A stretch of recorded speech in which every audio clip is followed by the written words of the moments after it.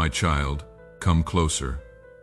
Listen to my voice. Let me tell you a story about love that lived in the shadows, about words that traveled through silence, and about a father's heart that never stopped beating for his son. There was once a man named Robert, 63 years old, whose hands had grown weathered from a lifetime of holding everything except what mattered most. His father, William, had just breathed his last breath in a sterile nursing home room where only loneliness had been his companion. Between them stretched 40 years of silence so deep it had carved canyons in both their souls. What Robert didn't know as he walked those antiseptic corridors was that love had been living in that silence all along, waiting to be discovered like buried treasure. William had been a proud man, the kind who believed that admitting mistakes was weakness. When Robert was 23 and announced his engagement to Sarah, harsh words flew between them like weapons designed to wound. Pride built walls that day, brick by stubborn brick, and neither man knew how to tear them down without admitting they had been wrong.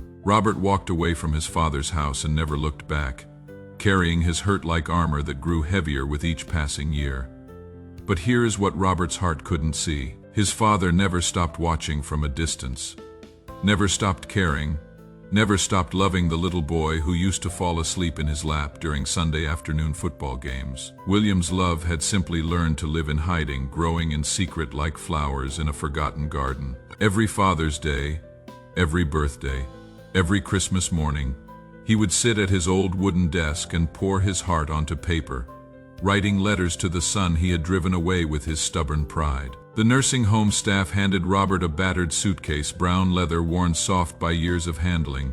Inside lay dozens of letters tied with yellowed string. Each envelope bore Robert's name in his father's careful handwriting, each one sealed but never sent. There was a Sony tape recorder too, its silver surface dulled by countless sessions of recording messages meant for ears that would never hear them. With trembling fingers, Robert opened the first letter, dated just 3 months after their fight. My dear son, it began.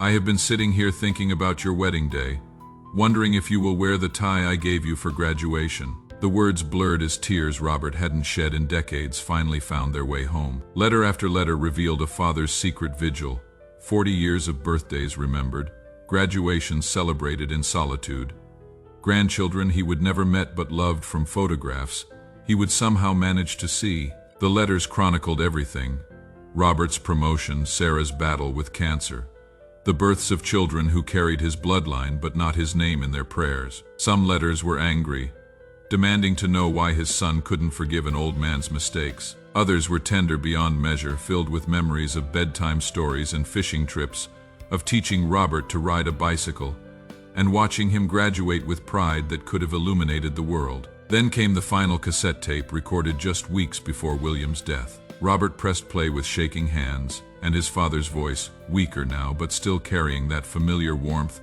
filled the empty room. Robert, my boy, I know I was wrong. I know my pride cost us both more than any man should have to pay. I am sorry I missed your wedding day. I am sorry I never met Sarah, never held your babies, never got to tell you that every single day for 40 years, I have been proud to be your father. The voice began to break, and through the static, Robert could hear his father's tears. I wanted to send these letters 1,000 times, son, but every time I tried, shame would whisper that it was too late, that you had moved on, that maybe you were better off without a stubborn old fool like me. I was wrong about that too. Love is never too late. Love never stops hoping. Love never stops believing that tomorrow might be the day for new beginnings. As the tape ended in silence, Robert sat surrounded by 4 decades of hidden love, finally understanding that his father's greatest regret wasn't their fight, but his own inability to swallow pride long enough to bridge the gap between them. In that sterile room where death had seemed to have the final word, love was writing a different ending. But what they didn't know was that this discovery was only the beginning, that Sarah was at that very moment driving to the nursing home with news that would transform this story of loss into something beautiful beyond imagination.